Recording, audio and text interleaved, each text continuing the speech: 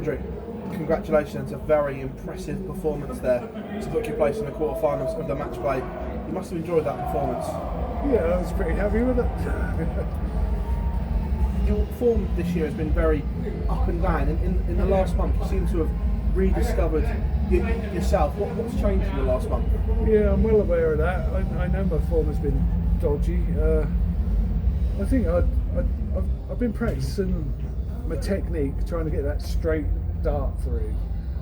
Whereas before, maybe in the last few months, I've been just throwing the darts instead of really focusing on technique.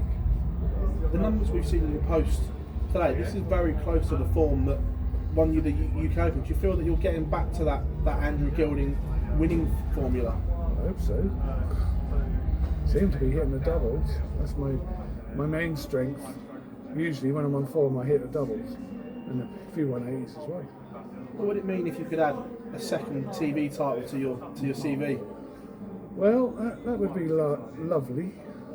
What I really want is a 9-darter on stage. I don't know if they still give you a gold pin for that. Yep. They do, yeah. That's what I really want. Gold 9 pin.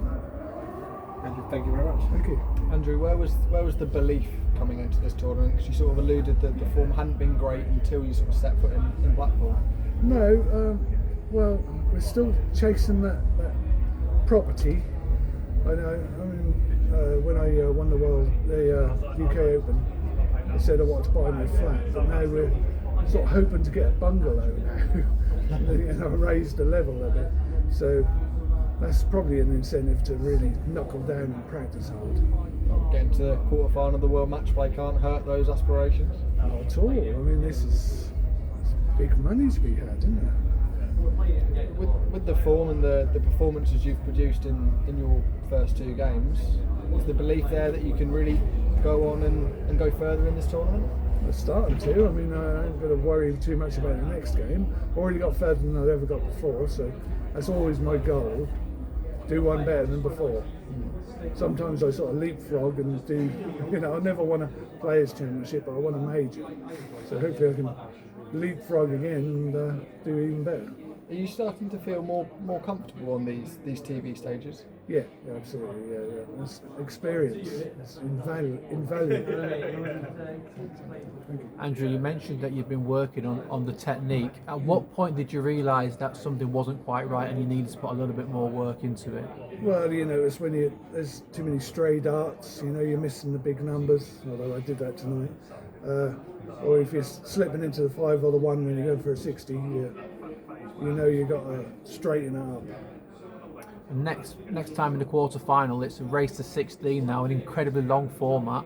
Do you prepare any differently for a format that long? Well, I've never done it before, have I? So I have to have a think about that. Do you think that will almost give you an advantage then? Because if you head into the unknown, you don't fear anything, perhaps? Yeah, I mean, it always gives you a little bit more adrenaline, I suppose, if the first time you've done it. I mean, I'm fairly comfortable on the stage now, so a little bit more adrenaline keep me awake. People going to be scared of Goldfinger this week? Well, I was at Michael Van Gogh and called me the assassin. So, hopefully. Andrew, big well done, thank you. Thank you. Andrew, congratulations. So, you had a brilliant record against Krzysztof coming into this, 4 wins from 5, that's obviously now 5 from 6. Does that factor into your thinking when coming into games like this, the fact you've got a great record against him? I had no idea what record I had against him, to be honest. I know I beat him last time I played him in the Players' Championship. But that was a little bit lucky because he miscounted and bust a big finish, so the last time I played him I counted myself a little bit lucky. I know he's a great player. You mentioned Sorry, did you not finish? You mentioned Michael Van Gerwen just there. It could be him in the next round, and the last time you two faced on TV was that famous win down in Minehead for yourself. Does that give you a bit of an edge going into it if it is Michael? Probably not with Michael. He's probably just going to step it up, isn't he? So do you think will be looking at that fixture and thinking he needs to get one back over you? Oh yeah, well, obviously that's what makes him a winner, isn't it? He's going to be furious. Andrew, there was obviously it's a marked improvement on your previous round, and during that performance, it looks like you could go more into it. Is there more gears in the tank there for you? I don't know really. I hope so. I know I've on the floor I've had like 120 averages before, so who knows?